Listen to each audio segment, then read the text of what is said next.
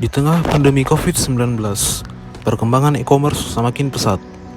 Sejak dikeluarkannya kebijakan pemerintah terkait pembatasan sosial berskala besar atau PSBB, membuat seluruh masyarakat untuk bekerja dari rumah, dan segala aktivitas kebanyakan dilakukan di rumah. Tak terkecuali aktivitas jual beli online. Menurut data Kominfo, jumlah pengguna e-commerce di Indonesia meningkat tajam. Data Kementerian Komunikasi dan Informatika menyebutkan, pengguna internet di Indonesia hingga kini telah mencapai 82 juta orang. Dan dengan capaian tersebut, Indonesia berada pada peringkat ke-8 di dunia. Hal ini membuat Indonesia masuk 10 negara terbesar pertumbuhan e-commerce dengan pertumbuhan 78% dan berada di peringkat pertama. Sementara Meksiko berada di peringkat kedua dengan nilai pertumbuhan 59%. Direktur Shopee Indonesia mengatakan, Handika Jahja dalam diskusi daring peran elektronik komersial jaga roda ekonomi di tengah pandemi. Perilaku masyarakat dalam berbelanja kini telah bergeser dari berbelanja di toko secara fisik ke toko daring. Bahkan, masyarakat kini mulai tak ragu lagi berbelanja kebutuhan pokok di toko daring yang tersedia di marketplace. Perubahan lainnya, banyak orang yang berbelanja untuk memenuhi kebutuhan hobi yang biasanya dilakukan di luar rumah, kini dilakukan di rumah. Misalnya, olahraga dari rumah hingga berbelanja tanaman atau dekorasi rumah. Shopee mencatat ada 260 juta transaksi sepanjang kuartal 2 2020 dengan rata-rata lebih dari 2,8 juta transaksi per hari.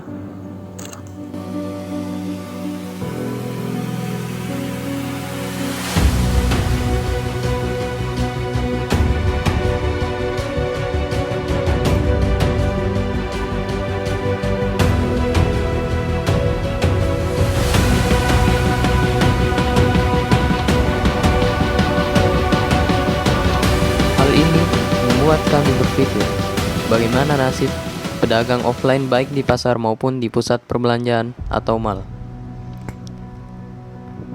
Apakah mereka beralih ke perdagangan e-commerce atau berhenti berjualan? Berdasarkan pantauan kami di lapangan, nasib pedagang offline atau pasar mengalami penurunan omset yang drastis.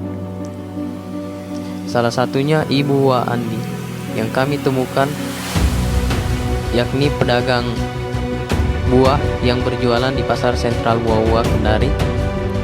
Menurutnya, semenjak pandemi COVID-19, ia lebih memilih untuk tetap berjualan langsung atau offline di pasar sentral Buah Kendari ketimbang untuk terjun di dunia perdagangan e-commerce.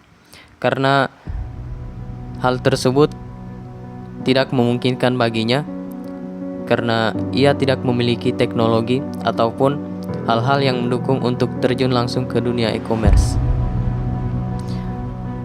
Akibat dari hal tersebut, Ibu Wa Andi sangat terpukul karena berdasarkan pantauan kami di lapangan, hasil dari jualan dari buah yang didagangkan di pasar sentral Wawa tersebut, kurang lebih sehari hampir tidak ada pembeli, atau bahkan hanya 1 atau 2 orang yang membeli dagangan ibu tersebut.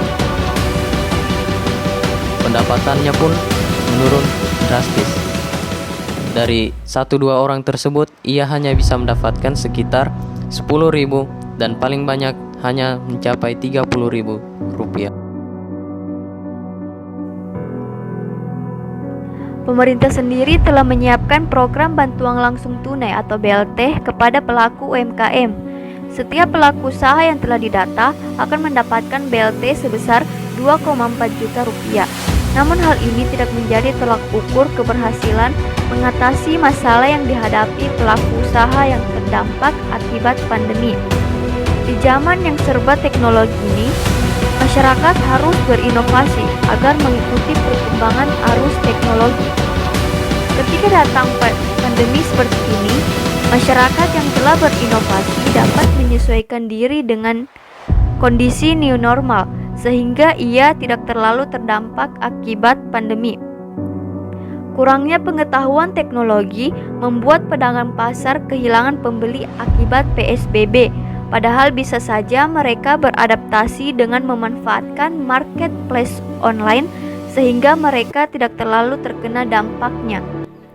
Berdasarkan hasil diskusi kami, upaya-upaya yang harus dilakukan oleh pelaku UMKM adalah senantiasa bersabar terhadap apa yang telah terjadi dan berbaik sangka kepada Sang Pencipta atas cobaan yang dihadapi.